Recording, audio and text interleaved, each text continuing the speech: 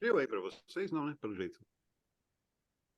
Entendi. Talvez ele peça para vocês, né, na telinha, autorizar a Sai o seu gravação, som, Glauco. tá? Aí, enfim, deem um ok Eu ali, já autorizei. que eu acho que sempre é importante ficar o registro. Então, assim, primeiro, boa noite para todos. A gente, né, já está uns minutinhos conversando, mas sempre eu acho legal ter uma abertura com uma certa formalidade, assim, né? Parece que a gente faz uma marcação e que está dizendo, né? Ó, começou agora. Então, já tinha começado, mas oficialmente é agora. Então, a ideia hoje é um bate-papo em cima de roteiro de cinema, com o Romeu de Cessa. É Cessa ou Cessa? Tu prefere Cessa, fechado? Como é Cessa. que é O isso? meu de Cessa. De Cessa. Então, Isso. Tá bem. chutei bem. E o Leonardo Wittmann, também dobre V com som de V. É, exato, Vitor. Então, legal. Então, vou falar um pouquinho quem é, né, o Romeu que está aqui com a gente nesse momento. O Romeu é roteirista e diretor há 30 anos.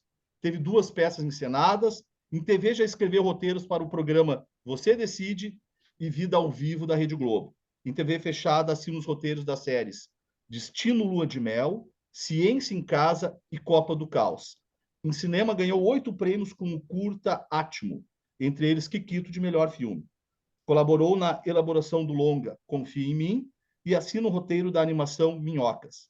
Desde 2004, ministra o curso de roteiro A Anatomia de uma História em empresas, escolas e espaços culturais, como o Rio Filme, Brave, que é Brasil Audiovisual Independente, SESC, no Museu da Imagem e do Som e no Mackenzie. Depois, Romeu, a gente pode ampliar um pouquinho as tuas histórias, né? Enfim, há 30 anos nesse mercado, né, não faltam histórias. Já o Leonardo, que está aqui com a gente, então o Leonardo Wittmann, tem mestrado e doutorado em escrita criativa pela PUC do Rio Grande do Sul e é graduado em produção audiovisual, cinema e vídeo pela mesma universidade, pela PUC do Rio Grande do Sul. Corroteirista de Emboape e Acan, Três Rios. Se não é, acho que é mais o final ali, o I é mais acentuado, né, nessa pronúncia. É Imboapi e Acan, né? Yakan, é Mboapó Yakan. Ok, Três Rios. Projeto contemplado na categoria de desenvolvimento de longa-metragem do edital do FAC, do Fundo de Apoio à Cultura, Filma 2002, Filma Rio Grande do Sul 2002. Corroteirista do curta-metragem Colapso Terra em Chamas. Vencedor dos prêmios de melhor atriz e melhor direção, né, o Terra em Chamas, e de arte na Mostra Gaúcha de curtas-metragens do 51º Festival de Cinema de Gramado deste ano, 2023. Diretor e roteirista dos curtas-metragens O Boxeador, foi ao ar pelo Histórias Curtas da RBS em 2009 e Trajeto em 2011. Diretor e roteirista do curta-metragem Os Anteriores, de 2015. Os filmes foram exibidos na televisão e em festivais no Brasil e nos Estados Unidos. Leonardo ministra workshops de roteiro e de escrita criativa para estudantes do ensino médio e de graduação. Como falei para o Romeu, sintam-se à vontade para completar, lembrar coisas que vocês fizeram aqui, óbvio que é uma síntese. Mas eu queria começar já com uma pergunta e depois, assim, ao longo a gente também vai falar direitinho das datas do curso, enfim, tá? Inscrições. Quem todas as dúvidas, até botei do lado do meu nome ali o site da GOG, né, o www.gogideias.com.br. Então, ali vai ter todos os linkzinhos de inscrição, todas as informações do curso. Mas, obviamente, que nós vamos, né, ao longo aqui, falar direitinho como é que vai ser o curso do Leonardo e do Romeu, que é dividido em 2 módulos. Mas acho que é legal a gente já começar mesmo falando, né, dessa questão aí de roteiro. E eu ainda acho que a gente, né, em 2023, talvez sempre, e mais do que nunca, imagem, televisão, tudo é muito fascinante para as pessoas, né? E eu não sei quanto elas têm noção de quem está por trás. Aqui, a maioria, né, enfim, está envolvido com a área de comunicação, então tem essa noção. Mas aí eu queria questionar para vocês, tá, eu vou fazer um curso de roteiro, é só isso? O que o cara precisa ter para ser um bom roteirista? Como assim, cara? É um mercado legal, quero entrar nessa. O que o cara precisa ter para ser um bom roteirista? Já tem que vir com muita bagagem, enfim, já ter um repertório próprio. Como é que se forma um bom roteirista? Romeu, Leonardo, enfim. Começo eu? Pode começar, pode. Vamos Vamos lá, começar Romeu. com uma fábula. O pai levou o filho não é piada, parece piada no começo, mas não é, é fábula. O pai levou o filho uma exposição de escultura, o moleque nunca tinha visto uma exposição de escultura. E daí tinha lá uma escultura do pensador, por exemplo, uma pessoa, assim, um homem sentado pensando. Aí o menino perguntou para o pai, como é que o escultor fez isso? Aí o pai falou assim, ele pegou uma pedra muito grande, uma árvore enorme, e foi esculpindo com um martelo e um formão, ele foi batendo, até ficar a figura do homem. E o filho pergunta, mas como é que ele sabia que dentro da pedra tem um homem? Isso aqui, para mim, é o resumo melhor do que é um artista. Um artista é alguém que consegue olhar para uma pedra e sacar que tem um homem lá dentro, e ir esculpindo até aparecer a pedra. Isso vale para qualquer arte, para roteiro também. Eu tive vários lampejos para ser roteirista, mas acho que o primeiro, ou o mais importante, ou o mais emblemático, foi uma vez que eu estava na casa de um amigo meu, eu estava esperando ele acabar de se vestir para a gente sair num sábado à noite, de calor, assim, e a filha tinha 18, 19 anos. E daí ele morava lá em Moema, eu estava no quintal lá, na área de serviço, olhando assim pela janela, e daí tinha assim, uma porrada de prédio com as luzes acesas, e assim, tipo janela discreta, né? Um monte de janelinhas. E eu falei, cara, dentro de cada uma dessas janelas tem uma história acontecendo, tem uma história para contar. Junto as duas coisas, essas janelas são pedras que a gente tem que lapidar até aparecer o homem, a figura humana que a gente está buscando lá dentro. E eu entendo que roteiro é isso, é falar do ser humano. A primeira habilidade que um roteirista tem que ter é de ter olho, e ter ouvido e ter vivência, sacar o que é ser humano. Porque é só por esse caminho que você consegue criar personagens interessantes em situações que empolguem as pessoas, que deem vontade nas pessoas de ver, passar 2 horas com a bunda sentada numa cadeira vendo o que você fez. Antes que o Leonardo fale, só para Léo, você criar personagens Pois interessantes. eu tava pensando aqui Não, claro, claro. Não, só assim, o Romeu, essa coisa do como é que é? personagem Desculpa, não... interessante. O que é mais importante? É a história em si? Ou tu ter um grande personagem? Ou isso é equilibrado? Ou cada situação é uma situação? Porque a gente precisa de heróis no Posso me roteiro. meter? Claro, claro, claro. Deixa eu me meter um pouco na dinâmica. Acho que ia ser legal a gente deixar o Léo falar também como é que ele vê o que precisa ser roteirista. Ah, E tá, daí não, você já ok. É emenda, só Léo. porque ele quis pegar ali o teu Aí você gancho ali de falar ali esse lance. o que que faz? É character driven ou plot driven para você? Essa coisa, né, o que faz esse roteirista, eu acho que eu tava pensando aqui em algumas respostas, mas acho que no final das contas acho que não é uma resposta tão fácil assim, mas a maneira que eu vejo assim, eu acho que assim, acho que é diferente do ofício, por exemplo, de um escritor de prosa em vários aspectos assim. Eu acho que para ser um bom roteirista tu tem que, para mim assim, acho que tu tem que ter uma possibilidade, uma capacidade de uma escrita muito concisa. Acho que isso é essencial num roteiro, assim, tu não escrever aqueles blocos de descrição, aqueles blocos de, enfim, de ação, mas ser muito conciso e nessa concisão tu saber ser muito visual, assim, né? Ser visual através das palavras. Isso eu acho que é o mais delicado, assim, né? Porque como roteirista tu tem que indicar a cena visualmente, mas sem dizer a câmera mostra tal coisa ou nós vemos tal coisa. Então, acho que para mim isso é muito essencial, assim. Nessa essa questão de, né, ter um texto visual, né, e conciso.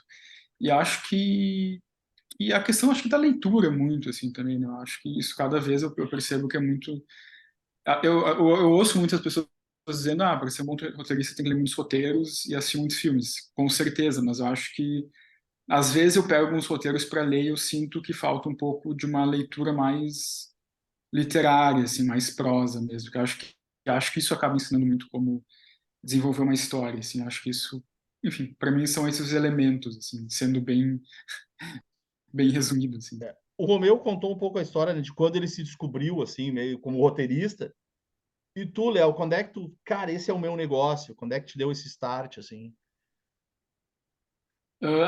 Pois é, eu sempre gostei muito, assim, de histórias em quadrinho, então minha primeira minha primeira opção profissional era ter sido, ou seria ter sido, desenhista de histórias em quadrinho, ou roteirista de histórias em quadrinho. Não foi para frente isso. E quando eu fui fazer cinema, na faculdade de cinema, enfim, entrei na faculdade gostando muito de cinema e eu meio que automaticamente fui para essa parte da escrita, assim. Acho que não teve um momento assim de uma epifania como o meu teve, digamos. Mas para mim foi uma coisa mais natural, assim, já da escrita mesmo, assim. Acho que foi uma coisa mais orgânica, digamos. E aí eu vou Verdade. retomar então, Romeu, aquilo que eu questionei, que era um pouco que tu falou do personagem, tal, que eu fiquei pensando assim, roteiro que é uma grande história, um grande personagem, é a soma dos dois para um roteiro funcionar. E aí, dentro disso, então, o que seria um bom roteiro? Eu sei que é ruim a gente qualificar essas como bom, ruim, melhor, excelente, mas o que é um bom roteiro? Esse roteiro vai funcionar, o que ele tem? É assim, essa questão do character driven ou plot driven, né? Tipo, Uhum. o que vale mais se é a história ou o personagem? Para mim, isso é uma falsa questão. Você não tem história sem personagem, também não tem personagem sem história. Não tem como separar. São dois núcleos e são irmãos siameses, essas duas entidades. Separou, morreu os dois. Não tem como. Não adianta você falar, tem um personagem incrível. Você tem que criar uma puta história para esse personagem incrível poder ser incrível, a história ser emocionante. Tive uma puta ideia para uma história. Você tem que criar um personagem que vai viver essa história, que senão, como é que você vai contar a história sem um personagem? Não tem como. Então, assim, não existe essa divisão. Uhum. Não, é indivisível. É um átomo indivisível essas duas entidades. Peraí, teve alguma coisa outra que você perguntou? O que caracteriza um bom roteiro? Eu vou ficar no Sid Field, que falava um roteiro tem que tocar as pessoas e motivar as pessoas. Uhum. Eu adoro as frases simples, que não Uhum. ficam uma pouca coisa super elaborada, mas que vai... E essa, para mim, vai no núcleo do ovo mesmo, assim, no mocotó da questão. Um filme tem que motivar pessoas e tem que tocar pessoas. Se não fizer isso, não é nada. Uhum. É só 2 horas perdidas na sua vida. Leonardo, tu acha que é nesse caminho também, tu tem essa visão, assim? Ou tu é um cara que te concentra mais no personagem em algum momento? Enfim. Léo, vê se discorda de mim um pouco para dar um... Não, Ó. não, achei Tem que ter ótimo, porque conflito, tem que ter eu, conflito. eu ia discordar mesmo, mas daquele jeito bem amigável, assim. Não, eu concordo muito em parte com o que o Romeu falou, assim, mas eu tenho, às vezes, uma tendência a achar que, às vezes, tu pode ter um grande filme que não necessariamente tem um grande personagem, assim. Sei lá, às vezes, talvez não seja o melhor exemplo, mas acho que tem alguns filmes, por exemplo, do Terrence Malick, assim, que né, de Árvore da Vida, Cinzas do Paraíso, enfim, que tu pode questionar se tem roteiro ou não, às vezes tem, às vezes não tem, mas que não necessariamente são super personagens, assim, acho que são mais personagens que estão ali. Talvez sejam personagens mais unidimensionais, assim, até mais planos, assim, mas a história em si que eles estão envolvidos, ou a criação do mundo onde eles estão, o mundo que eles estão envolvidos, o universo que eles estão envolvidos é muito cativante, né? Muito instigante. Então, para mim é um pouco, sei lá, pensando um pouco em questões, sabe, por exemplo, a literatura do Lovecraft, por exemplo, que não, né, é uma literatura de terror e raramente ele tinha grandes personagens nas histórias dele, né? Mas a criação daquele universo, a criação daquele ambiente era muito instigante, né? Tocava de certa forma. Então, para mim, acho que pode ter um pouco disso assim também, sabe? Eu gosto muito de histórias que têm um mundo muito particular, até mais do que necessariamente precisando ter personagens tocantes, assim, personagens marcantes. Não que eu não acho importante, Romeu. Eu acho importante, mas eu às vezes gosto de não acho tão, assim, essencial, assim.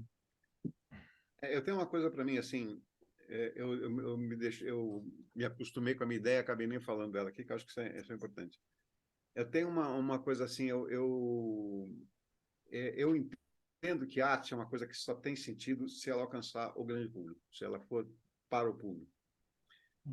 Um artista que faz um trabalho mais para si do que para o público, ele está fazendo laborterapia, não arte, né? Ele não tá tentando resolver alguma coisa interna dele. Que pode ser legal, pode ser uma puta viagem incrível, pode ter muita gente que vai se comover, mas eu gosto de pensar em dominar mercado, sabe? Da gente se colocar no mercado de uma forma que é do mesmo jeito que a gente se colocou com a música na época da MPB. E eu acho muito importante a gente levar em conta esse aspecto de alcançar mesmo um grande público, falar para muitas pessoas. Da mesma forma, é super importante ter filmes que são mais autorais ou até experimentais ou existenciais ou surreais, ou seja lá o que for. Acho que é legal ter essa experiência. É legal ter experiências diferentes de cinema. Mas, assim, o meu foco é como cinéfilo e como roteirista e como professor de roteiro, é assim, fazer filme que as pessoas, o maior número de pessoas possam ser tocadas. E eu entendo que são duas coisas diferentes, né? Uma coisa é a linguagem cinematográfica, outra coisa é a linguagem dramatúrgica. As duas vivem juntas porque elas se dão bem pacas, café com leite, arroz com feijão, café com cigarro, essas coisas que combinam bem pra cacete, e por isso que está sempre junto. Mas não obrigatoriamente um filme tem que ter a intenção de contar uma história. Ele pode, inclusive, não ter essa preocupação de contar uma história, de ser sensorial, por exemplo. Eu gosto sempre de dar um exemplo, é de velho esse exemplo, que é bem antigo esse filme, é Koyaanisqatsi, que alguém já viu, não? Não, nunca vi. Sim. É um filme bárbaro dos anos 90, é um filme Sim. minimalista, e, assim, não tem história nenhuma, é só uma colagem de imagens, só que aquilo vai te envolvendo, você sai entorpecido do filme, de tão bem feito, de tanto controle que os caras tinham do que estavam fazendo. Não eram, eu não sei qual era o pó de birim-pim que eles colocaram lá, mas não eram imagens randômicas. Tinha uma consciência, tinha uma consistência muito grande naquela coleção de imagens, de quanto tempo ficava na tela, o quanto ela se repetia, o que pulava do que para o quê. E você saía entorpecido, você parecia ter fumado uma coisa depois, quando você saiu do filme. E ele tinha a trilha do Philip Glass, né? Que... Philip Glass, lá que todo mundo conheceu o Philip Glass, que É, era e foi lançado ali. que também acho que ajudava, né? Vamos dizer, nessa narrativa, aquela Sim, trilha, sim. porque ela tem um caráter Total. minimalista, repetição de notas, essa coisa toda. Total. Era muito, 100%. era uma coisa Não, impressionante. se mudo, você já vai achar um filme bem estranho, mas precisa da música junto, com certeza. E ok, eu gosto, eu não sou apaixonado por filmes assim, eu gosto de filme com historinha, com história bem contada mesmo, mas gosto de ver quando a coisa é bem feita, como quando você sente que o diretor sabe o que está fazendo. Mas o meu foco, de novo, como cinéfilo, como roteirista e como professor, é filme que conta uma história que comove as pessoas. E dali é um pouco mais engessada nesse sentido de que certamente vai ter que ter um protagonista, certamente vai ser uma trajetória do herói, certamente vai ter um arco, certamente vai ter aquelas coisas que a gente espera ver em filmes. Eu acho que isso é muito funcional, isso é muito legal e de jeito nenhum isso já foi esgotado. Por mais que Sim. exista 1 bilhão de histórias contadas, 1 bilhão não, quatrilhões de histórias contadas, contar história é uma habilidade nossa, né? Aliás, no começo do meu curso eu defendo essa tese de antropologia, que eu vou ganhar o Nobel de Antropologia por causa dessa tese um dia desses, eu convido vocês quando ganhar, que assim, a diferença da gente com os outros animais não é falar, não é ter consciência, é contar história. Porque quando a gente conta a história, a gente divide experiência. Então, assim, se eu aprendi como é que eu escapo de um leão que está me perseguindo, eu conto isso para vocês, você não precisa se arriscar a estar tentando escapar de um leão para poder saber como é que escapa de leão. Porque a minha vivência, você vai usar ela, vai ter sido compartilhada. Nenhum outro animal faz isso, por mais inteligente que seja. Se o macaco descobrir como é que ele escapa do leão, ele vai saber como escapar da próxima vez, mas ele não tem como contar isso para o pai dele, para a mãe dele, para o irmão dele, para a mulher dele, nem para o filho dele.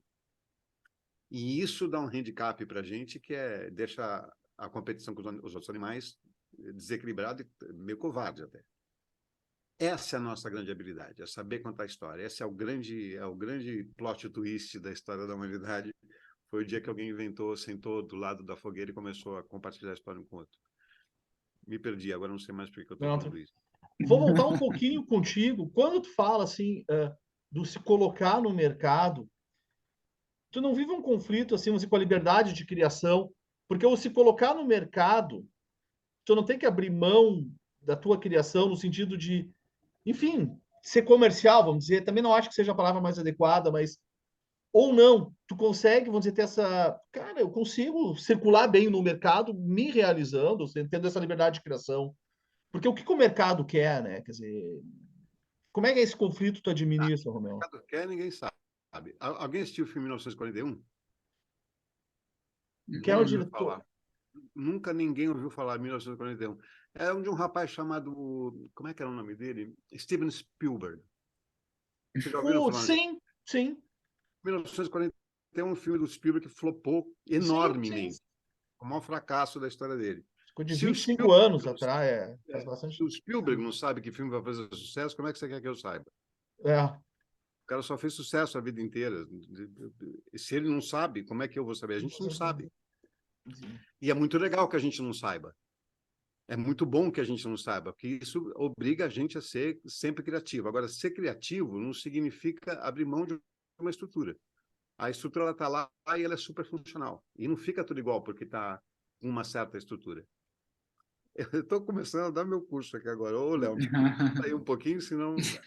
Não, mas eu ia só complementar que eu acho que, sei lá, até mesmo quando tu é chamado para um trabalho, quando tu não tá escrevendo um roteiro original teu, tu é chamado para um trabalho, né? Como agora eu tô escrevendo um roteiro de longa agora, que passou no edital, e eu tô escrevendo como uma diretora, né? Então não é uma ideia original minha, é uma ideia tipo, a gente tá desenvolvendo juntos e tal.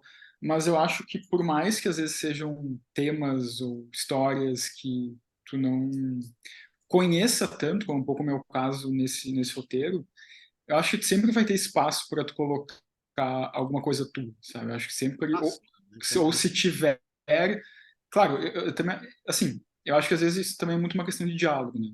Essa questão da abertura. Nesses casos, ou nesse caso específico, eu estou tendo essa abertura para também modificar a história de uma maneira que eu acho que é conveniente. Eu acho que a gente tinha pensado nisso, mas agora que eu estou escrevendo, eu acho que eu posso ir um pouco para esse lado, né? Então, acho que tem um pouco essa possibilidade de abertura, mas ao mesmo tempo, pensando bem, acho que depende muito assim de o quanto tu pode colocar numa obra. Para mim é muito caso a caso, assim, com quem tu está trabalhando, né?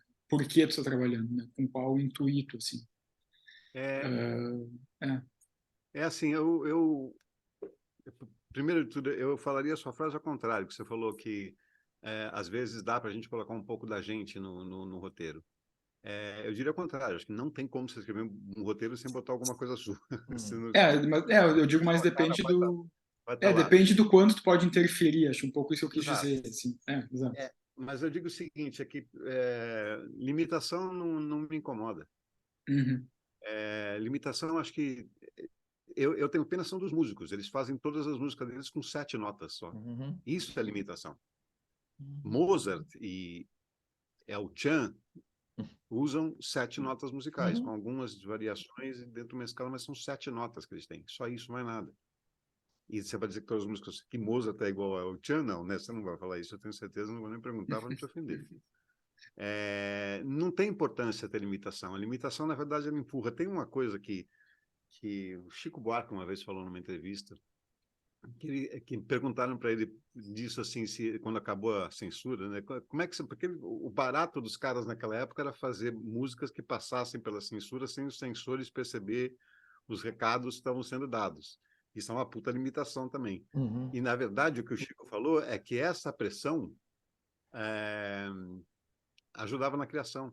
Uhum. E falou isso com uma certa dor, mas que é verdade. Essa limitação faz. Se tivesse tudo ok, talvez não. Ele nunca teria uma obra fraca, porque ele é um gênio, mas para muita gente deve ter acontecido assim. Ter limitação não é problema. Eu comecei a ser roteirista, agora que eu vi que posso aumentar aqui o quadro, eu comecei fazendo roteiro de vídeo institucional. E muito modestas favas, eu fiz uns puta roteiro de institucional. Porque eu nunca falei, não, vou fazer só o quadradinho, vou dar copy-paste. Não, eu sempre achei, sempre tem algum jeito de contar a história. Às vezes não tem como, às vezes você está falando um vídeo para ensinar como é que funciona a motoriveladora XY2. Não tem que ser criativo. Mas sempre que dá, sempre que deu, e na maioria das vezes dava, e com mais limitação de orçamento, né? Porque vinho institucional, antigamente no vinho institucional que era superprodução, mas hoje em dia não tem mais nada, né? Um moleque com o celular na mão e um Final Draft, Final Cut baixado, pirata, virou uma produtora. Mas ter limitação não me assusta, não, pelo contrário, eu gosto, eu acho legal. Te força a criatividade. Você tem que dar um jeito, você tem que criar. Isso instiga. Se você não se acostumar com a ideia de, tem essa limitação, se você não aceitar, se você for rebelde com a limitação, ela é ótima. Ela vira aonde você quer chegar. Ela vira o teu objetivo. Eu acho que é bom. Eu acho que é legal, sim. E como é que é essa relação, assim, por exemplo, vocês, né, e o Léo contou agora que está fazendo um roteiro para um longa, esse longa vai acontecer, vai para o cinema. Essa distância do que tu escreveu e do produto final, isso às vezes é, enfim, frustrante. Você diz, pô, eu criei, mas não, na execução não ficou o que eu queria. Ou vocês, o roteirista, tem que se desligar disso. Eu já vi, já que o Romeu, né, citou vários exemplos aí na área de música, caras que dizem que lançam o seu disco e nunca mais escutam. Lancei, pronto, não quero mais, nunca mais vou escutar o meu próprio disco. Já vi mais de um músico falar disso. Ou não, vocês assim, vou lá, não, vou fiscalizar, deixa eu ver agora se o que eu fiz, como é que isso Não se pode. transformou naquela tela gigante lá. Como é que é essa relação, assim? Léo, Acho para que tem que ter começar? muito. Não, acho que tem que muito trabalhar muito o desapego, assim, sabe? Saber que é assim, se tu não é roteirista barra diretor, tu é, entre aspas, só roteirista, o jogo é esse, assim, tu vai escrever o teu texto, vai escrever o teu roteiro, vai passar para o diretor, para a diretora e podem ter algumas modificações ou várias modificações em relação ao que tu escreveu e, sei lá, tu pode achar que depois, não gostei das atuações, achei que a fotografia não ficou boa, mas daí, assim, daí é o risco que tu corre e acho que tem essa questão do desapego, assim. Eu acho, por enquanto, acho que eu tive um pouco de sorte em relação a isso, porque, enfim, agora eu tô escrevendo, não tô escrevendo meu primeiro longa, mas provavelmente esse vai ser o longa que está mais em vias de, em algum momento, se transformar num filme mesmo, né? Mas as experiências prévias que eu tive foram com 4 curtas, desses 4, 3 eu dirigi. Né? E esse último agora, que é mais recente, foi o primeiro roteiro que foi produzido que eu não dirigi. E eu gostei do produto final, assim, para mim foi muito gratificante ver uma coisa que eu escrevi sendo produzida e eu perceber, nossa, ficou zilhões de vezes melhor do que se eu tivesse dirigido, com certeza. E eu acho que tem essa coisa, e claro, tu tem que ter esse desapego, tem que ter essa, digamos assim, essa sorte de quem vai dirigir, quem vai produzir teu roteiro, né, produzir isso bem, com uma qualidade. Mas o que eu acho que é um sentimento interessante, ou pelo menos foi um sentimento interessante para mim, foi isso de tu escrever um roteiro e depois tu vai assistir o filme pronto e tu tem esse certo distanciamento, né? Tu consegue assistir esse filme quase como um espectador, assim. Então tu tem esse encantamento de estar vendo uma coisa como se fosse quase a primeira vez, assim, porque quando tu roteiriza e tu dirige, tu tá muito envolvido, né? Então, tu vai ver o filme pronto, tu já viu 800 vezes, tu não tem mais aquele encantamento, né? Eu acho que isso talvez seja uma coisa boa pro roteirista, assim, de tu, escrevi isso, agora vão produzir e eu vou ver isso depois na tela do cinema, quase como um espectador, assim. E acho isso eu acho uma coisa bonita, assim, acho uma coisa interessante, acho um sentimento bacana, assim. Romeu, tu tem essa Não, boa experiência que nem o Leonardo está contando? Juntando o vídeo institucional, peça de teatro, coisa de TV e de cinema, eu já tive os dois espectros aí da coisa, de diretor que cagou completamente com o texto que eu tinha feito, que era bem legal, ou o ator arrebentou com o texto e era uma atriz famosa, não vou citar quem, mas era uma atriz famosa que ela fez de qualquer jeito, porque o roteirista não era carioca, então ela fez muito. Pô, nesses momentos que tem que dar os nomes, né? Na hora da fofoca tem que ter nome. Está sendo gravada a live. Depois cai na rede, aí me ferro. Que assim, ela cagou com o texto meu, ela simplesmente cagou, não tem outro nome para dar, com perdão do termo técnico em francês, tá? Mas le caguei, ela foi o que ela fez com o meu texto. E de diretor também, que estragou meu texto. Também já tive diretor que salvou um texto de merda que eu tinha feito. Eu acho que o exemplo mais forte para mim disso foi... Eu fiz 2 peças, né? A segunda chamava Adão, Eva e Mais Uns Caras. Isso aí tinha sido um roteiro que eu escrevi, Você Decide, que acabou não rodando porque acabou, Você Decide, saiu do ar. Passou, sei lá, 4, 5 anos depois que tinha acabado, isso aí nem... Tocou o telefone, uma carioca. Oi, Romeu, é o seguinte, meu nome é Elaine, eu era produtora de elenco lá do Você Decide, e teve um texto seu que apareceu lá, que assim, os diretores brigavam de tapa para fazer, porque todo mundo queria fazer, porque era muito engraçado, muito legal. Eu falei, porra, obrigado. Que não... Ela falou assim, olha, você gostaria de vender esse roteiro para mim, adaptar ele para teatro? Eu falei, não sei, eu vou pensar. Então, óbvio que sim, claro que sim, e super sim. Esta maluca comprou meu texto, pagou direitinho e montou essa peça, que é Adão, Eva e Mais Uns Caras, e chamou Ernesto Piccolo. Eu vou falar dele porque eu já falei isso para ele. E, assim, o Ernesto, ele cagou com... Mas ele prejudicou o texto nos 15 primeiros minutos do espetáculo. Mas prejudicou mesmo, porque para botar a piada que é sem graça, acabava a graça do que estava acontecendo. Mas, em compensação, o cara deu umas soluções visuais para um monte de coisa que nunca ia passar na minha cabeça. Nunca, nem de longe eu ia ter pensado naquela... Se eu estivesse dirigindo a peça, não ia ficar assim. E a peça, por conta do como ele fez, também um pouco de erro meu que tinha no começo, ele piorou uma coisa errada que eu tinha feito no começo, que tinha um blá blá blá meio longo lá, que era meio chatinho, ele deixou pior do que precisava. Mas depois que passa essa parte chata, que as pessoas ficavam até meio, como eu disse, entramos na peça errada, chega uma hora que a peça começa a pegar fogo e daí o pessoal adora. Por causa do texto, mas também por causa da direção dele, daí a direção dele fez funcionar. E é legal, que é interessante dessa peça, é porque exatamente por isso, as duas coisas aconteceram na mesma peça. Tanto ele arrebentou no começo, quanto ele melhorou a peça no final.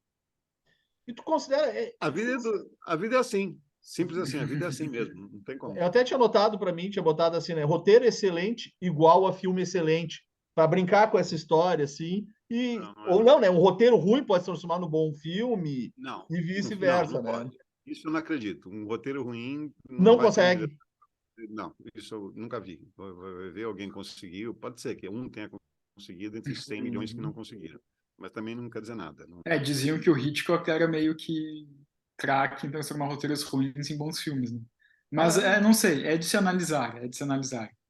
Não é, mas Então, é que ele se intrometia muito eu sou fãzíssimo do Hitchcock. Ele é minha grande, para mim ainda é o maior diretor de cinema de todos os tempos.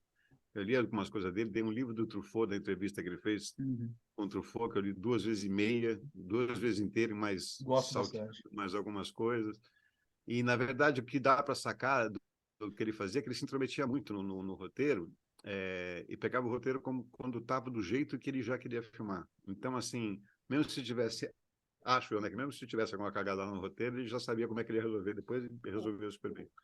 A mulher dele não se envolvia no roteiro, porque ele tinha Alma, uma... Alma chamava a mulher dele. Né? Não, É, era a eu, Daphne, que eu vi um mulher. documentário legal sobre ele, eu achei que tinha uma coisa ali que ela meio, em alguns momentos, né, participava disso e tal. Mas é interessante, claro, obviamente, o Hitchcock, eu até tenho uma Não, boa... a Alma, que era a mulher dele, era um esteio muito importante para ele. E a roteirista, Então, a que escrevia, principalmente, era uma eu, mulher chamada Daphne. eu fiz Fala. o meu trabalho de conclusão de curso na FAMEX em 1990, era uma análise do The Hope, Festim Diabólico, né, no Brasil, enfim, então... Só que era uma época pré-internet, então, olha, para conseguir material, e um dos poucos livros era o do Truffaut ali. Tanto que eu tenho a edição antiga, assim, uma edição, acho que há uns 10 anos, uma capa, mas até a antiga é mais bonita, mas ok. Voltando aqui às questões, assim. Então, Se eu só roteiro contar uma ruim. coisa que é gostosa. Desculpa, Romeu, não te ouvi. Não, arrebenta.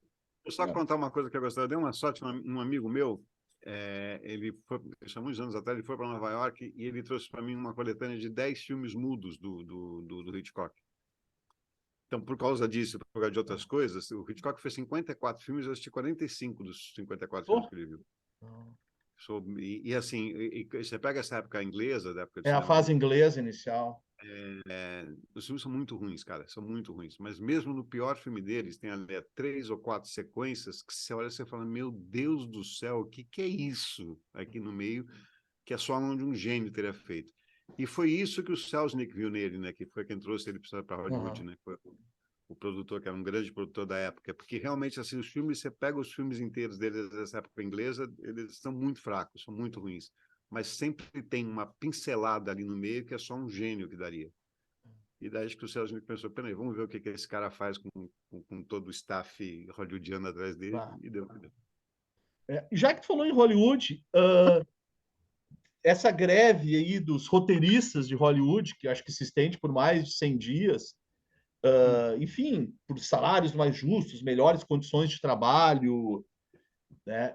Eu acho que é uma queixa muito grande, isso eu não sei como é que é aqui no Brasil, enfim, em relação a essa área de streaming. Como é que é o mercado hoje para quem é roteirista? Enfim, tem um mercado bem estabelecido hoje aqui no Brasil. O Romeu está em São Paulo, capital financeira do país, enfim, né? Também da produção audiovisual. E o Leonardo está aqui. Como é que é isso, assim? Como é que anda esse mercado? É, eu acho que é bem complicado, assim, eu considero bem difícil, assim, bem sofrido, né? Acho que a gente, acho que em todo o país, na verdade, a gente depende muito dessa questão de editais, que, por exemplo, agora estão voltando com um pouco mais de frequência do que nos últimos, né, 4 anos e tal. E essa questão, porque assim, acaba sendo muito, né, pelo menos da maneira que eu vejo, assim, tu acaba sendo muito contratado para projetos específicos, assim, projetos mais soltos, digamos assim, sem ter necessariamente uma continuidade, né?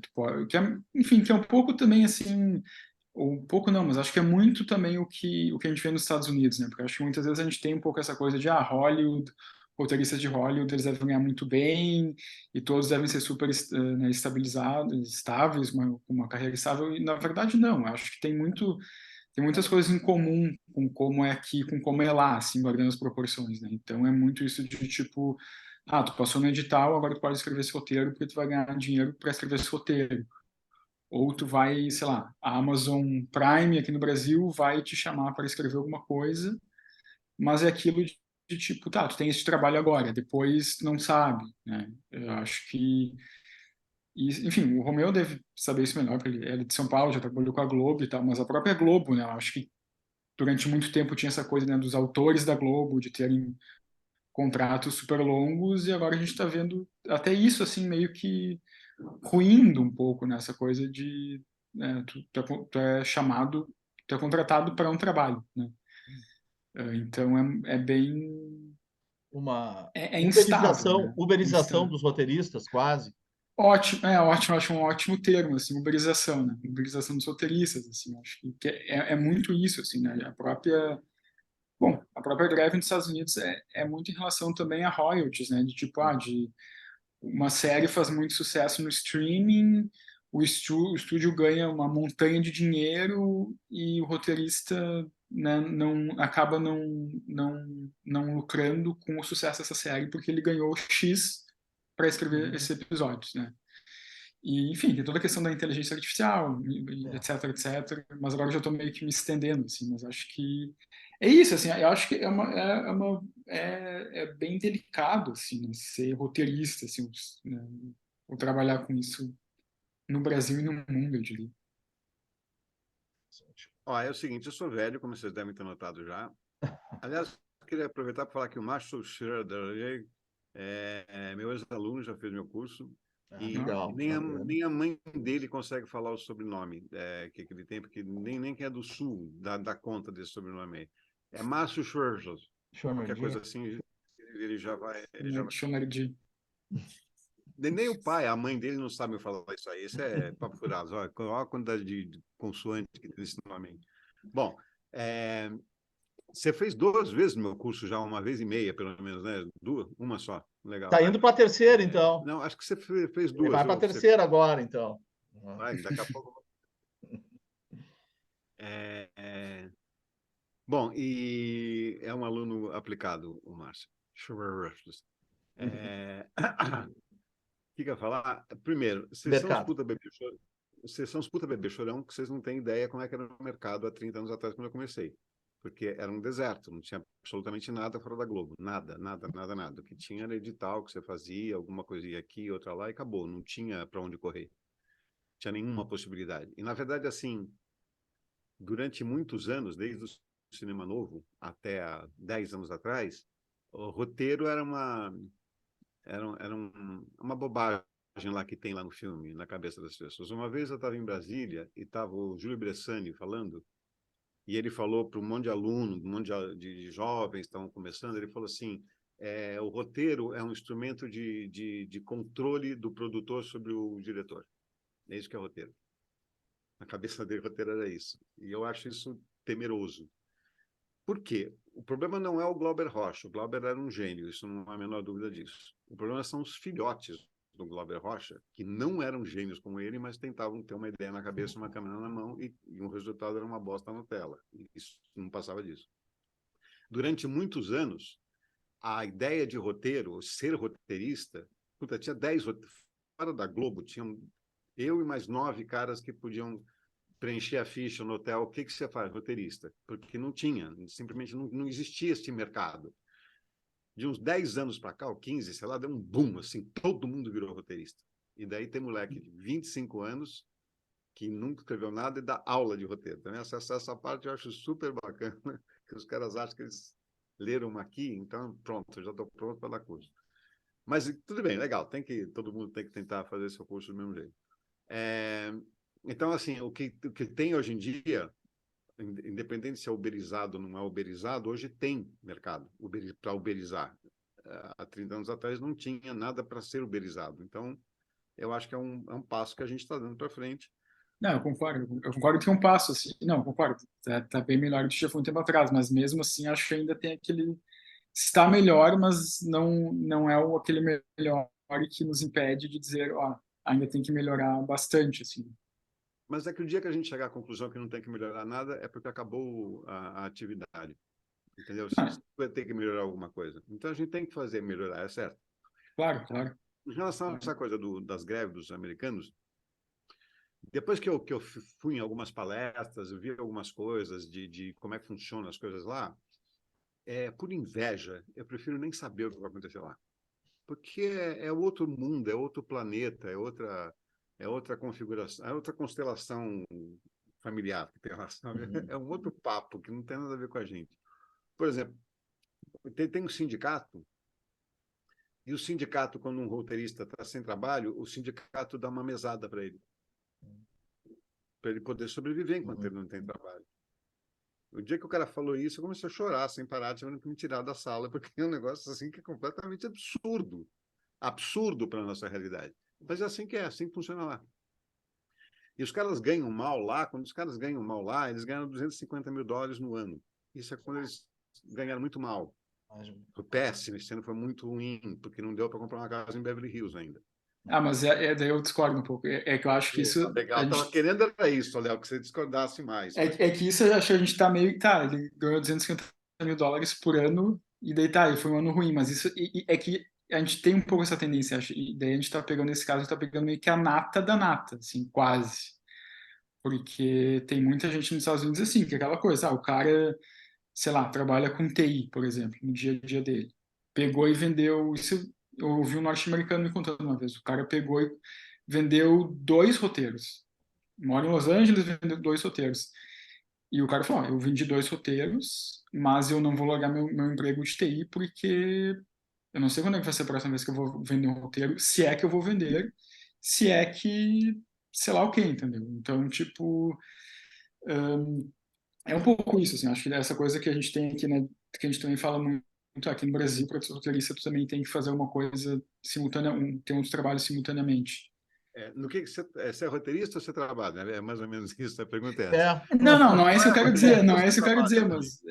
Não é isso que eu quero dizer, não. Mas é que, tipo, tem muita gente que faz isso, né, e é super compreensível, mas eu acho que um pouco nos Estados Unidos, eu acho que a realidade é um pouco essa, assim, também, não? Acho que a gente tem essa imagem de, o cara escreveu um roteiro para um filme, sei lá, da Netflix de 5 anos atrás, ou de 10 anos atrás.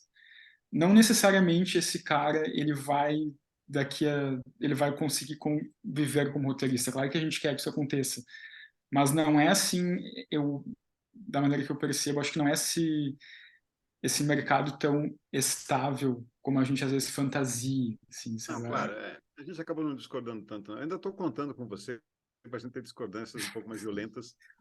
Violenta também não precisa. Não, tem Assim. um ratinho aqui da gente se estapeando para o público ter que criar engajamento, entendeu? Porque senão o pessoal acaba achando chato e vai acabando embora. Estamos começando a querer discordar um pouquinho, aos pouquinhos aos pouquinhos a gente está indo lá. Mas eu digo assim, claro, não é essa fantasia toda, evidentemente, é claro que tem um monte de coisa, mas lá tem um mercado que funciona mesmo, funciona e tem produção local também. É regulado, é um mercado mais regulado. Sim. Regular Sim. e é muito amplo. Tu tem Sim. uma indústria estabelecida há um século, né? Então. Pois é, exato. E o grande barato para mim do cinema americano é roteiro, mais do que efeito especial. Desde cedo eles sacaram que o roteiro, que é uma boa história, que é o que faz o boca a boca. E eu acho que não tem outra coisa, desde a Grécia Antiga, de 2.500 anos atrás, não tem nada que faça um filme mais para frente do que o boca a boca, né? As pessoas falarem que é bom. Cara, quando você tem uma muralha como o cinema americano para vencer, às vezes o filme é bom, não deu nem tempo de alguém ver para contar para o outro que é ruim, que era bom. Tudo bem, pode ser também. Mas um filme que é bom, que é legal, que Tropa de Elite, pronto, só para ficar no exemplo mais... foi lançado sem distribuidora, né? Era o Padilha, mas o Marcondes, né? Que lançaram, fizeram bem bolado lá, eles não tinham distribuidor, e deu uma bilheteria da história do cinema. Primeiro ou segundo, acho que é só como é que chama? Dona Flor, que ainda teve mais gente, mas acho que não, acho que é uma bilheteria também. Enfim, tudo dá para acontecer. E realmente, é claro que não é uma ideia paradisíaca o ser roteirista nos Estados Unidos, mas existem, primeiro, resumindo o que todo mundo falou aqui, que está certo, tem uma indústria completamente estabelecida, tem a produção, apesar de ser muito concentrado em Hollywood, também tem alta produção, tanto em Miami quanto em Nova York, e tem produções locais mesmo. Você tem filmes, telefilmes, ou você tem como ser roteirista de alguma forma. Talvez não o roteirista de sucesso seguiria com grandes filmes na tela. E fora que os streams, a maioria é de lá, né? Acho que nem sei se tem algum stream que não é americano. E hoje está aumentando o mercado, né? O Canadá, né, grava muito hoje, né? Está ficando, acho que um polo ali, principalmente para séries, porque parece que é mais barato gravar no Canadá que nos Estados Unidos. Então, né, várias produções a gente vê que têm sido, né, gravadas no Canadá, então legal isso, quer dizer, de uma expansão. Mas aí vocês têm, eu acho que não é uma sombra, enfim, acho uma questão muito complicada e é muito nova, que é a questão da inteligência artificial, que o Léo chegou a citar ali. Vocês acham que isso é uma concorrência forte? Porque eu sempre acho que nada tem como a criação humana, entendeu? Mas eu vejo no Instagram, aí na área de literatura, os caras vendendo como escrever um livro via inteligência artificial. Tipo assim, ó, tu não sabe escrever nada, mas tu vai lançar o teu livro porque tu vai usar a inteligência artificial. Enquanto o legal dessa história toda é a imprevisibilidade humana que vai, acho que, criar o bom roteiro, a boa história, né? Porque o ser humano é imprevisível. Então, acho que isso, não sei se a inteligência artificial consegue, né, ter essa imprevisibilidade. Vocês acham que isso é complicado? Não, cara. Isso aí não tem como vingar, né, nessa área de roteiro. Na literatura eu acho bem assustador, porque o que me aparece realmente de anúncios assim, escreva o seu livro, saiba como usar a inteligência artificial para escrever o seu livro. Então o cara não vai escrever o livro, a inteligência artificial vai escrever para ele isso. Como é que vocês têm pensado um pouco sobre isso, assim? Eu tenho um pouco de medo, para ser sincero, assim, de imaginando um futuro meio distópico, assim, onde roteiristas são deixados de lado e quem escreve é o chat GPT, assim, eu acho... Porque, assim, por exemplo, uma das coisas que os roteiristas lá em Hollywood estavam reclamando, né, que os estúdios estavam com essa tendência, assim, não, a gente não precisa contratar roteiristas, ou sei lá, coloca uma inteligência artificial para escrever o roteiro e depois um roteirista reescreve, ou o contrário. Mas eu não sei, assim, eu acho eu tenho um pouco de medo disso. Até um amigo meu esses dias falou que ele tentou escrever um roteiro no chat GPT, assim, e falou, vai, ficou legal. Depois, claro, eu alterei algumas coisas, modifiquei umas coisas e, tipo, era um roteiro bem aceitável, assim. Mas eu não sei, eu acho que é difícil, assim, mas eu acho que um pouco pensando nisso, assim, como, sei lá, de novo comparando um pouco, mas é que eu acho que essa coisa dos Estados Unidos, como é muito regido por estúdios, né? Lá eu acho que eu tenho um pouco esse receio, assim, de os estúdios vão usar a inteligência artificial para filmes e vender. Como aqui no Brasil a gente não tem tanto esse cenário de estúdios, assim, que muitas vezes no cinema acaba sendo mais feito por editais, entre aspas, né, de uma maneira mais autoral, ou mais, né, ali na força, se tu não é da Globo, se não é, enfim, se não é Walter Salles ou RT Features e por aí vai. Eu acho que eu vejo menos essa possibilidade disso acontecer aqui, assim, acho, pelo menos, né, pensando inicialmente, assim. Claro, pode acontecer de algum roteiro ganhar um prêmio em algum festival e descobrirem, bah, mas quem escreveu isso aqui foi uma inteligência artificial, assim. Pode acontecer, né? Não sei. É porque a gente sempre vê, né? E aí o Romeu, né, que no seu currículo põe ali a sua experiência de 30 anos. Por exemplo, quando a TV surgiu, ia acabar com o rádio. Né? A gente sempre ouve os mesmos Uhum. discursos e Pera, não sou tal. tão velho assim da época É, que não, não, TV não, eu sei, Romeu, mas quero dizer assim, ó, não, mas era meu os anos filme. 50 ali, eu estudei bastante essas áreas, né? Então sempre Mas, assim, ó, chega uma nova tecnologia, parece que ela Ah, vai mas matar a é outra. E uma hoje a gente coisa, vê não. tudo convivendo, né? Pô, acho que há 5 anos essa volta do vinil forte se tornou objeto de coleção, enfim, de novo.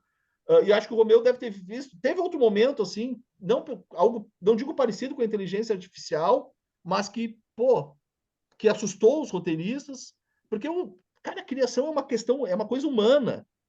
Criar é isso que nos faz diferente, né? Então, enfim, Ó, eu Romeu, acho te assim, assusta um pouco ou não?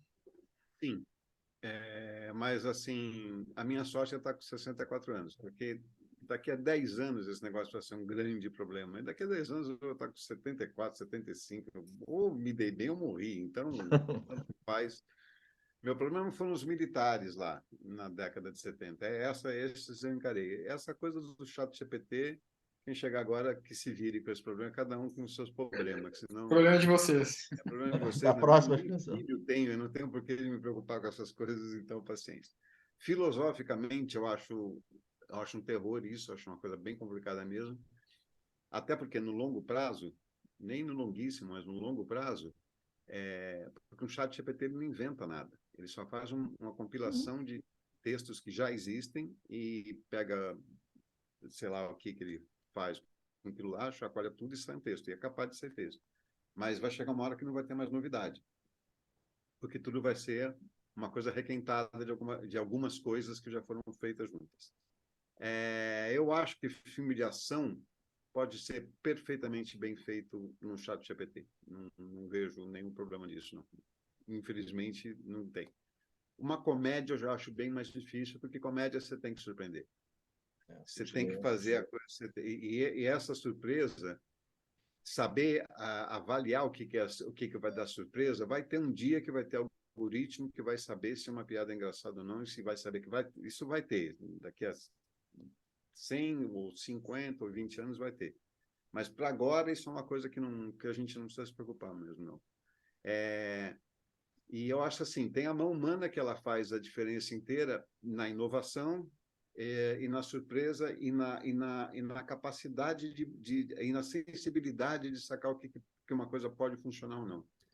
O problema é que tudo bem que o chat GPT não vai ter essa capacidade, mas é desse jeito, um produtor faz um chat GPT uma coisa, não fica tocável, ele manda fazer outra, até ficar, na última instância, ele chama o roteirista e fala, agora deixa essa estrutura inteira aqui funcionando bonitinho, e o cara vai fazer isso por 5 mil em vez de 50 ou 100 mil.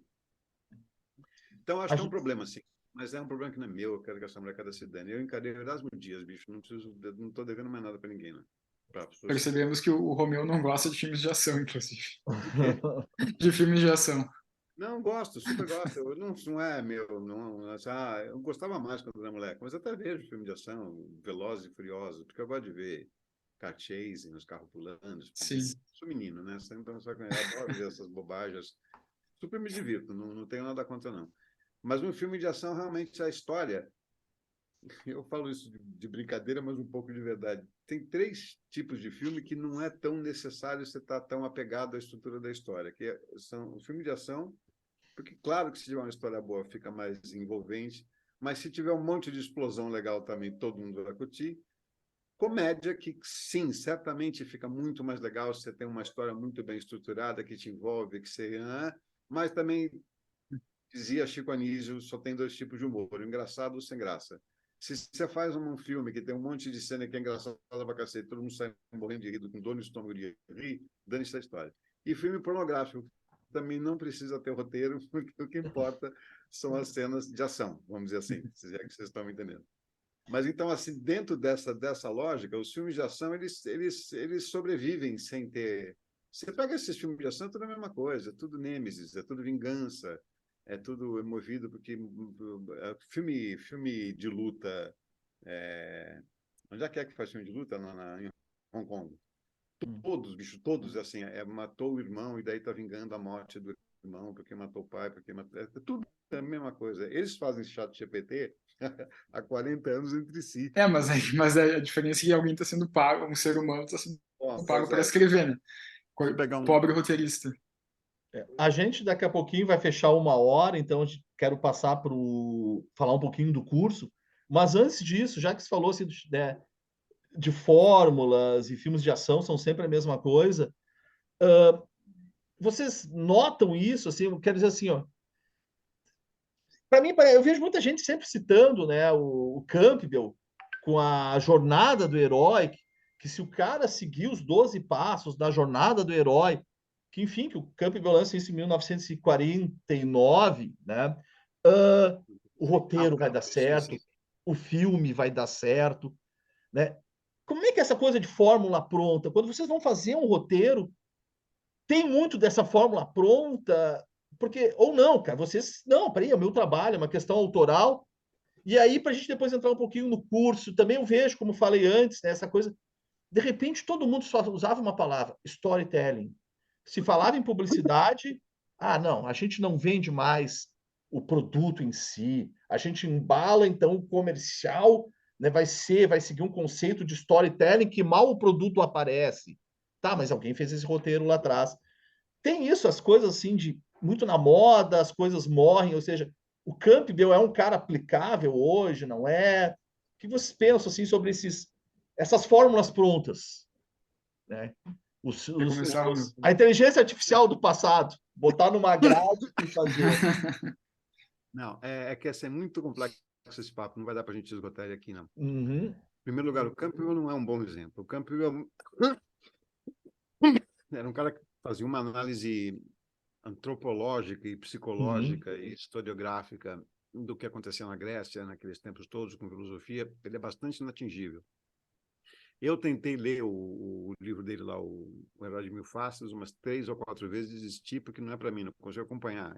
Quando chego na página 15, eu não faço a menor ideia do que eu estou lendo até agora, aí chega uma hora eu desisto.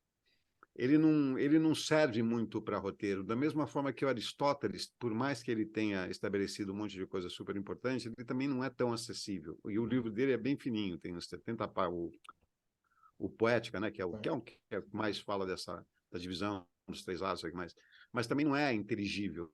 É para quem quer pensar ou fazer ou estudar cinema ou história, ou seja o que vale. Então não dá para chamar nenhuma dessas pessoas, nenhuma dessas coisas de fórmula, porque não são fórmulas, são formas. É diferente. E mesmo você falando de uma coisa que é de uma forma para ser degustada e ser usada para aprender, para a maioria das pessoas, Campbell não é uma pessoa que serve. Quem muito serve, que para mim foi o meu primeiro cara que eu pus o pé em dramaturgia, é o Christopher Vogler, que era um discípulo do Campbell, tinha feito o curso com ele, e aplicava isso, ele trabalhava na Disney, ele aplicava isso para roteiro. E daí ele fez o livro do Campbell é A Jornada do Herói, e o livro do Christopher Vogler é A Jornada do Escritor. Que tem em português, inclusive tem Tem, lançado em português. sempre dá para baixar de graça, né? Ele tem lançado aqui. Uhum. E assim, o que é muito legal é porque a jornada do escritor e a jornada do herói são muito parecidas mesmo, então tem a ver uma coisa com a outra. O Vogler fez o favor para a gente dar uma decodificada naquilo tudo que é muito baseado no trabalho do Campbell. Essa coisa dos 12 passos, assim, eu já vi 12 passos, já vi 6 passos, já vi um monte de passos dados. E chega uma hora, eu não sei te dizer quantos cursos eu já fiz na vida. Eu tenho no meu currículo lá uns 30, mas eu fiz mais uns 20 que eu nem boto, porque de tão ruim que era, de tão nada a ver. Mesmo nesses 30 bons, chega uma hora que você vê que todo mundo fala coisas muito, muito parecidas, só muda um pouco o nome, muda a hora que acho que aparece, bota uma coisa a mais. Mesmo em relação ao Vogler, os 12 passos do herói, tem alguns passos que eles não são tão obrigatórios assim. É uma coisa que acaba sendo uma consequência uma coisa da outra, mas tem um que foi o primeiro que me chamou a atenção, que inclusive eu falava dos 12 passos no comecinho do meu curso, 2005, 2006 ainda. Eu parei de falar por causa disso. Porque tem o quarto passo, o quinto passo, lá que é a recusa ao chamado. Uhum. Que é o herói é chamado e ele se recusa a ir, não quer ir. E isso acontece com muita frequência, mas ele não é nem um pouco obrigatório.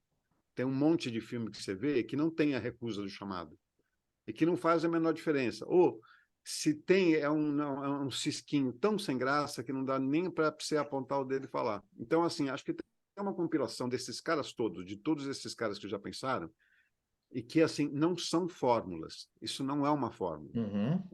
Essa divisão em 3 atos, isso não é uma invenção do Aristóteles. O Aristóteles não é um roteirista que há 2.500 anos atrás escreveu o texto do jeito que ele gostava de escrever, e ele dividia em 3 atos, e ele impôs esse modelo para o resto da humanidade por 2.500 anos.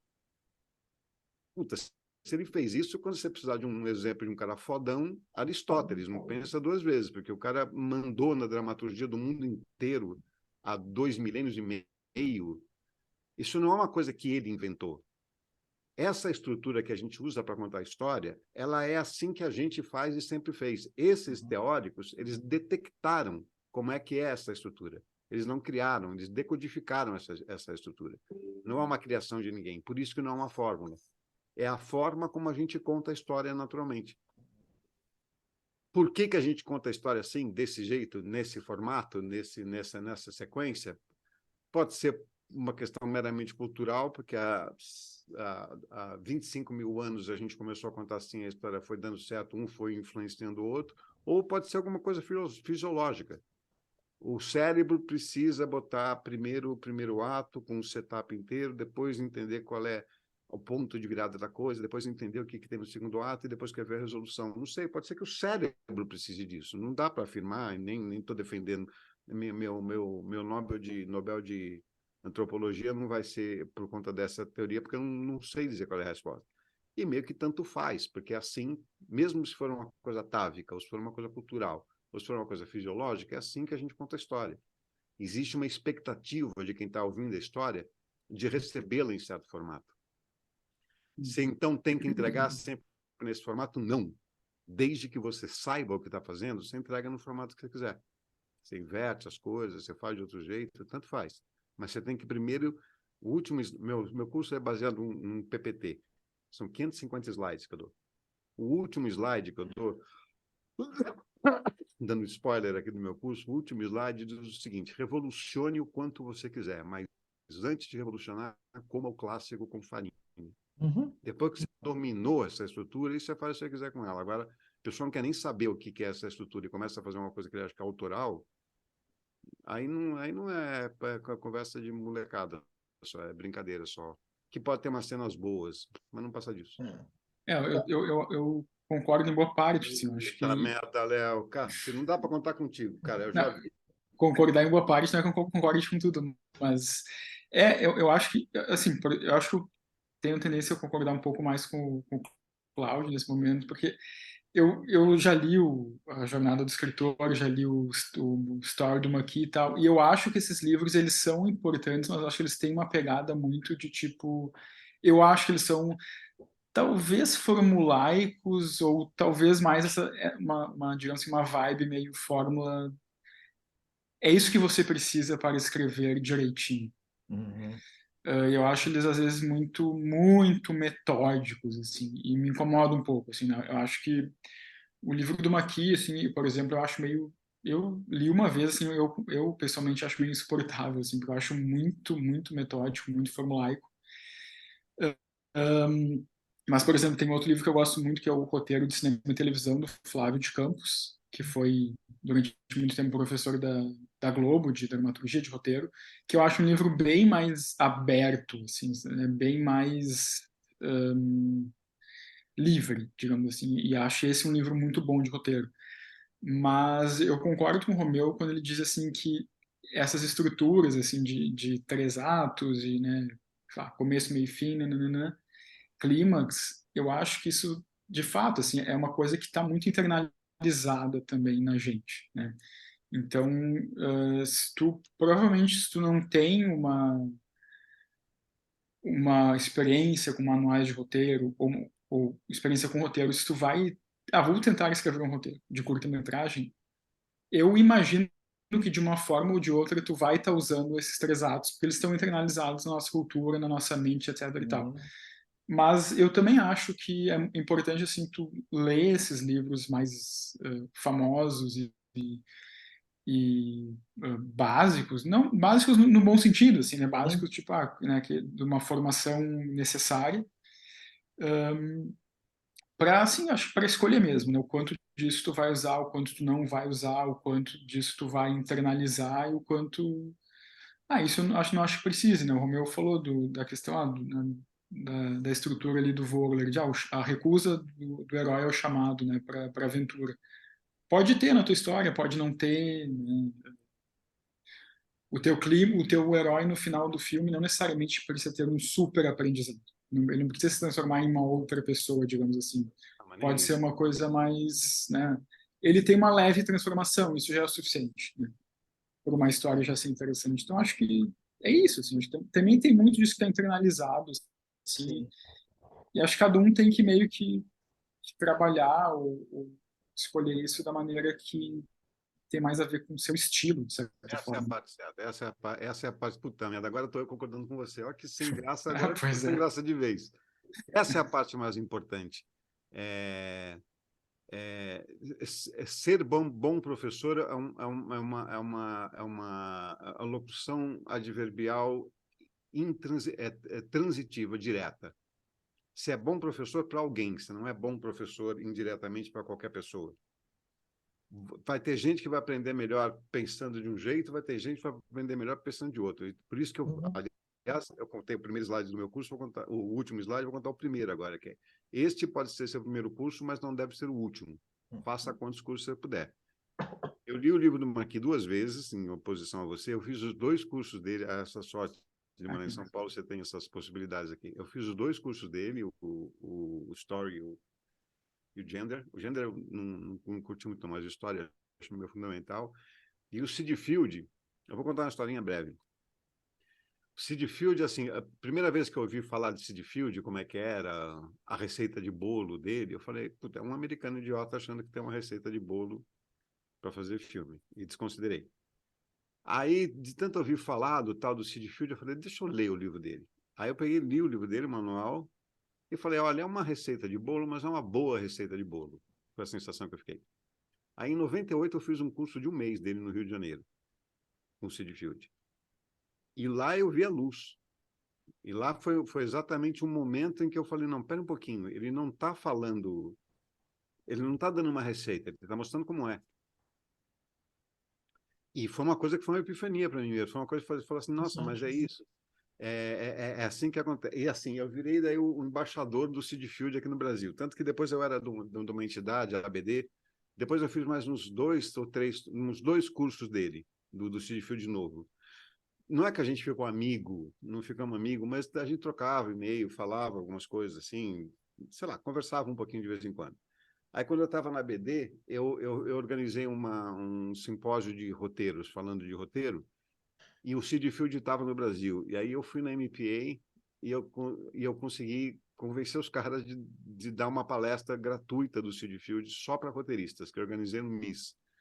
Para entrar na palestra, você precisava provar que você já tinha feito alguma coisa de roteiro, não podia ser só um curioso, e ia ter um debate depois. Fizemos a apresentação, ele fez o estudo, quando chegou na hora do debate, as pessoas começavam a falar coisas assim, algumas falavam de um jeito babaca, outras de um jeito legal, como você está falando, algumas de um jeito babaca, tipo, deixe que nós contemos nossas histórias como queremos, seu americano da CIA. O Sid Field era um californiano, vegano, budista, maconheiro, ele não era da CIA, eu garanto para vocês, ele era um cara super do bem, completamente zen budista. Teve um dia, no dia dessa palestra, eu fui levar ele para o hotel que ele estava, no Hyatt, e a gente foi conversando no caminho, e daí teve um momento que eu ensinei Sid Field para Sid Field. Vocês estão entendendo agora com quem vocês estão falando? O tamanho da pessoa, que não é um cara qualquer que entrou aqui na live, é um cara especial.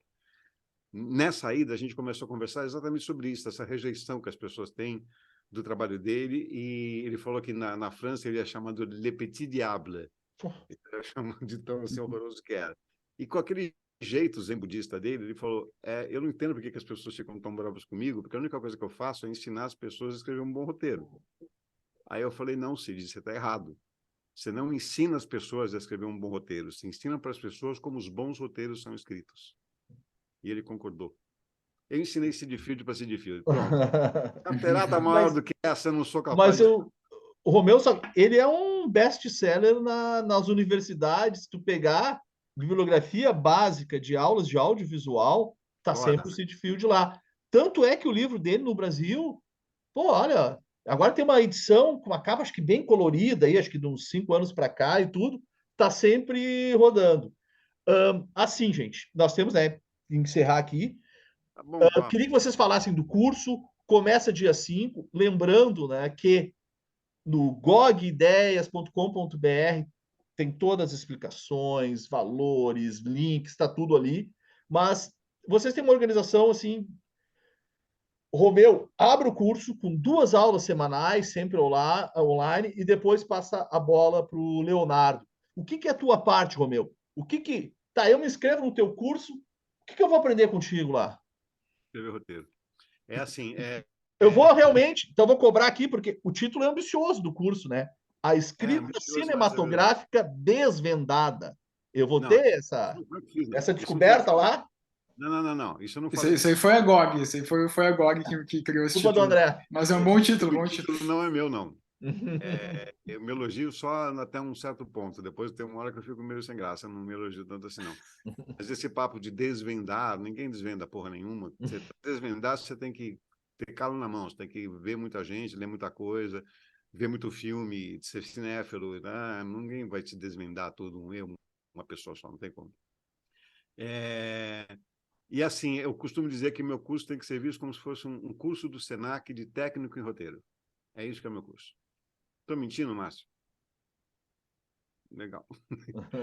É isso, é assim, eu sei que o meu curso, depois que você acaba ele, você senta a bunda e você escreve. Vai ter as tuas limitações, vai ter as tuas impressões, vai ter as tuas colaborações, vai ter tudo que você já aprendeu de outras coisas, mas eu sei que você organiza as suas ideias com o meu curso. E faz a ideia funcionar. E são 3 palavras que eu digo que são as 3 palavras que regem a vida de um roteirista, que é respeito pelo público e respeito pelos personagens, escolhas, você tem que se dar escolhas, você tem que escolher entre uma coisa e outra, você tem que escolher, o roteirista é um escolhedor, você tem que ter 200 ideias para cada filme, para cada sequência, para cada ato, para cada cena, para cada diálogo, e escolher quais são as melhores. Não se tratar como se você fosse um Michelangelo e você deu lá a primeira pincelada, você não pode mais mudar a pincelada porque você é um gênio. Você não é uma porra de um gênio, você é só um roteirista. Senta a bunda e trabalha. É isso que tem que fazer. É com muito trabalho. Nunca é porque uma pincelada. Lembrando que o Michelangelo mudou a pincelada dele tantas vezes quanto o Papa mandou ele mudar. Porque senão ele era morto, inclusive. Então ele tinha que mudar. Se o Michelangelo mudou a Capela Sistina, você pode mudar o seu roteiro, fica tranquilo. E a terceira palavra é controle, que essa é a fundamental também. Você tem que ter controle sobre o seu processo criativo e o produto que você está fazendo.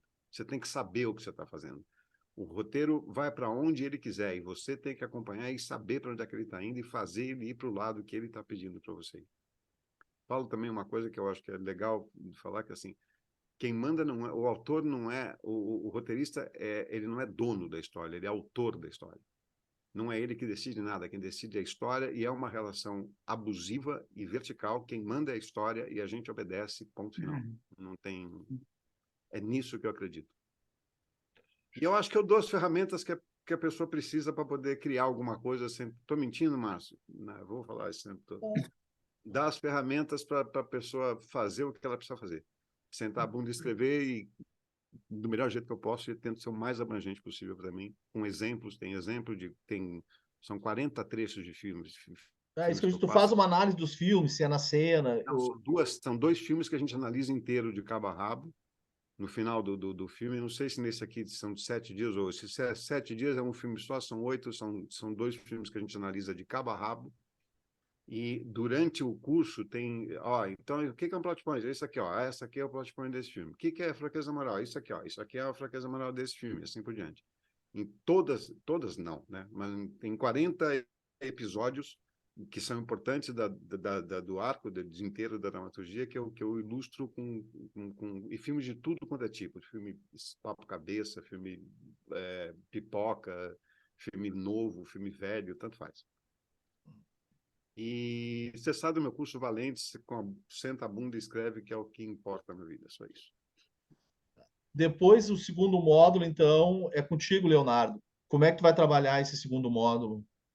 Então, o meu módulo daí é mais focado é quase uma oficina, na verdade, ou é uma oficina, né? Acho que no começo dele eu retomo algumas coisas que provavelmente o Romeu vai ter dito no módulo dele, algumas coisas mais de sinopse, argumento, por exemplo. Mas depois a gente vai para uma parte mais prática, mais oficina mesmo, de ajudar ou incentivar os alunos e as alunas a desenvolverem um roteiro de curta, assim. Então, começando, né, desenvolvendo uma sinopse, um argumento, e daí escrever um roteiro de curta ao longo dos nossos 8 encontros, assim. Claro, não é obrigatório que eles terminem o roteiro, porque eu também acho que tem que respeitar um pouco o ritmo de cada um, assim. Mas a ideia é que eles escrevam daí fora dos horários de aula e a gente discuta, né, os textos deles durante nossos encontros, assim, discussões abertas, encontros abertos, que a gente vai conversar sobre o andamento das histórias e, claro, trazendo essas questões teóricas que eu pontuei um pouco antes e que também o Romeu vai ter pontuado no módulo dele, né? Então, esse contraste um pouco, acho, entre os nossos 2 módulos, mas que são super complementares, assim. Bacana. Alguém tem alguma questão, alguma pergunta? Aproveitar o Léo e o Romeu, e não sei se o André da GOG quer falar alguma coisinha. Eu só complementar uma coisa Fala, que eu Romeu. esqueci de importante também. No meu não é oficina, tem o curso que eu dou no MIS, por exemplo, é de 32 horas. Aqui vai ser de 21 a 24, não sei se são 7 ou 8 horas, mas daí nesse de 30 e tantas horas, aí tem até uma parte que é de oficina, que é fazer a sinopse. Mas durante o curso que eu dou, essas 21 a 24 horas, é só teoria o tempo todo. Mas eu dou exercícios de casa, lição de casa para as pessoas fazerem. E a gente analisa junto, todo mundo falando junto, a gente analisa o que é, e são exercícios para fazer o aluno pensar com cabeça de roteirista. Uhum. Tipo assim, o primeiro cria uma cena que mostre que está frio, sem diálogo. A gente tem que ver a cena e entender que o personagem está com frio, e não pode ser alguém esfregando a mão, porque isso todo mundo já viu na vida, tem que ter uma ideia nova, não é para copiar a ideia, é para ter ideia nova. Faço uma cena com um pé na bunda, um casal, em que formato for, que está se separando um do outro. Faço uma cena num diálogo dos 2 lados, tem razão, sei lá. Eu vou dando exercícios quase todos, só na última que não tem, porque não dá tempo de ler. Mas não é uma oficina, mas nesse formato não é uma oficina, mas tem os exercícios intra-aulas. Só isso. Pronto, desculpa. Então, de novo, alguém tem algum questionamento? Alguma questão sobre o curso, sobre o roteiro? Não, eu ia dizer só que... Desculpa. Ah, tá. Eu queria saber o dia da semana, quando é que acontece, começa. O meu é terça e sexta, começa na terça que vem. Dia 5. Módulo... Terça, sexta, exatamente para isso, para ter tempo das pessoas fazendo os exercícios. Por isso que não é segunda, porque se não fosse segunda e quarta, ia ter só um dia para fazer o exercício, acaba dando certo. Então é terça e sexta. O meu módulo deve ser uma vez por semana nas terças, se eu não me engano. O André pode Nas me confirmar terças, depois, mas isso. é, nas isso terças até. aí. É isso aí. Daí o módulo do Romeu são 3 horas de aula cada dia, né? 3 horas na terça, 3 horas na sexta, depois 2 horas com o Léo nas terças. Os dois são 8 aulas, então 24 horas com o Romeu, depois 16 horas com o Léo, totalizando 40 horas de curso de roteiro aí para sair todo mundo, Pô, tem que aprender, né? né? Depois de 40 horas, 2 professores, caramba, Tá aí o horário da aula. 19 horas. 19h15. E 15, às 19, 10h15. É. Esse é o pessoal do Sul que inventou esses 15 aí, que não tinha no meu, mas eles querem 15, então põe 15. É um horário que a gente achou mais adequado aqui, porque tem muita gente que está trabalhando presencialmente em algum lugar e precisa de um tempo, né, de deslocamento até chegar em casa e ter acesso ao computador, ou enfim, conseguir conectar sem estar num transporte. Acaba atrasando um pouquinho sempre mesmo, é isso aí. Porque É, 19 15 não é ruim, não. isso aí. Quem mais quer Eu, perguntar? eu Alguma queria fazer uma questão? Mais algum? pergunta Peraí, que o pessoal, alguém falou, né, eu queria fazer uma pergunta. sou eu, André. A minha pergunta, o Romeu meio que respondeu, mas eu queria reforçar isso aí. Qualquer pessoa é capaz de aprender a fazer um bom roteiro? com empenho. Sim. É assim, É, eu acho que as pessoas têm certos talentos, têm mais habilidade para fala, ou mais habilidade para matemática, ou mais habilidade espacial. A gente tem certos dons, que eu acho que não são divinos, não acredito em nada, então não devem ser divinos, mas que é da formação que teve, o que foi mais estimular lá. Eu acho que tem pessoas que nunca vão ter uma mão legal para criar um diálogo legal, para criar uma coisa legal. Mas mesmo essas pessoas, se elas tiverem que contar uma história, elas, fazendo meu curso, elas sabem como contar essa história de um jeito que fica de pé. Tem uma coisa que eu falo, aliás, eu ia comentar disso aqui, que precisa da estrutura. Se você fizer o filme nessa estrutura, o filme fica bom? Não. Não, não, não, não, não, não, não, não, não, não, não, não, não, não, não, não, não, não, não. O filme fica ruim se não tiver nessa estrutura, mas ele não fica bom se tiver nela. E o exemplo que eu dou é, a Gisele Bündchen é bonita? É. Mas ela é bonita por causa do esqueleto dela? Não. Por causa da carne que está dentro. Então, se tirar o esqueleto, ela fica bonita? Não, ela fica uma poça de gosma no chão, horrorosa, nojenta e repulsiva. Precisa ter estrutura, mesmo se ela não aparecer. A estrutura tem que estar lá, senão você não faz nada bonito sem estrutura. Mas, assim, eu acho que vai ter gente que vai ter um dom divino para ficar mais fácil o papo. Vamos, vai ter um dom divino de saber escolher palavras legais, saber criar, fazer a cena ficar imagética, fazer a coisa funcionar visualmente. Isso é um certo talento que a pessoa tem, mas que ela sempre pode desenvolver. Não é porque não tem hoje que amanhã não vai ter, pode ser que tenha. E não é porque tem hoje que não pode evoluir, certamente pode. Bacana. Então, gostaria de agradecer bastante ao Leonardo e o Romeu. Acho que foi uma conversa legal. Interessante que ela foi Mais muito ou menos. focada mesmo, né? Não se saiu do roteiro, ficou roteiro, 1h30, né? E até para se desviar, Com ainda dois mais quando. roteiristas na sala, se a gente não obedecesse o roteiro, tinha que... Não, foi interessante que conseguiu, né, sustentar só, né, falando de roteiro. Lembrando, então, a Renata tem mais uma pergunta. Fala, Renata. Pô, não falou valor, investimento. não sei. André. O Eu assunto vou é pegar dinheiro, aqui André. Eu fico quietinho. vou pegar aqui no Eu vou fazer um site. comentário enquanto ele pega, então. Eu queria dizer pro Márcio que a gente se conhece de longa data, mas ele não sei se ele vai lembrar, eu vou ter que puxar na memória dele. Nós gravamos o Ser Saudável, lembra? Sobre o câncer infantil. Ó, Tu, a Luíne, enfim, era uma equipe bem grande com a doutora. Vocês foram na minha casa. Tem fotinho nosso. Para, Renata, não fala mais nada. Fotinho de toda a equipe, assim, foi bem legal, foi bem legal. Somos amigos no Face. Neste momento. Eu sigo o Márcio, enfim, eu Márcio, acompanho os que trabalhos vergonha. dele. Hã? Eu vou Bacana. pegar no pé dele, que puta vergonha. Ó, travou até. Não, nenhuma, Não, nenhuma. eu acho que é vergonhoso. Ele, Somos jovens. ele desconectou rápido lá, caiu, É, caiu a conexão. ligou e saiu correndo. Desculpa, hein, Márcio. Ó, Temos eu, 12 do Márcio aqui agora, na caduquice do Márcio. Legal, bom saber. mas ficou vermelho até. O curso, ele está saindo neste momento por R$ 818. Lembrando que são 40 horas, são 3 meses de curso. 818 pelos 3 meses de curso.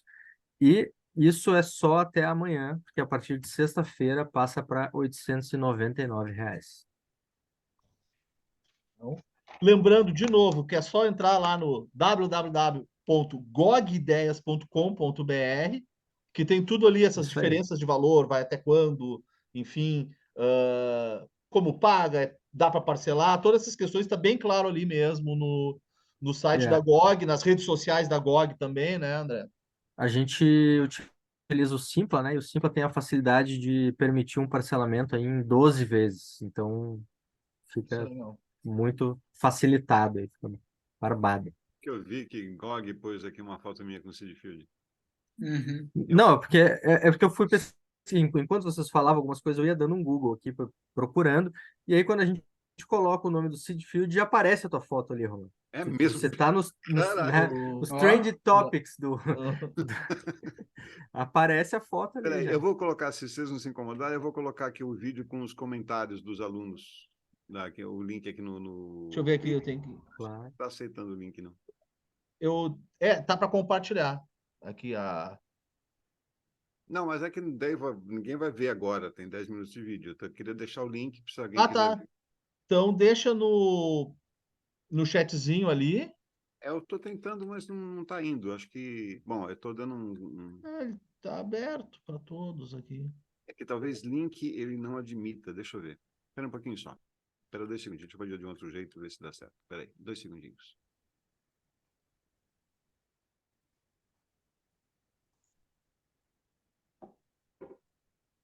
Vamos ver se agora vai assim, com copy and paste. Acho que foi.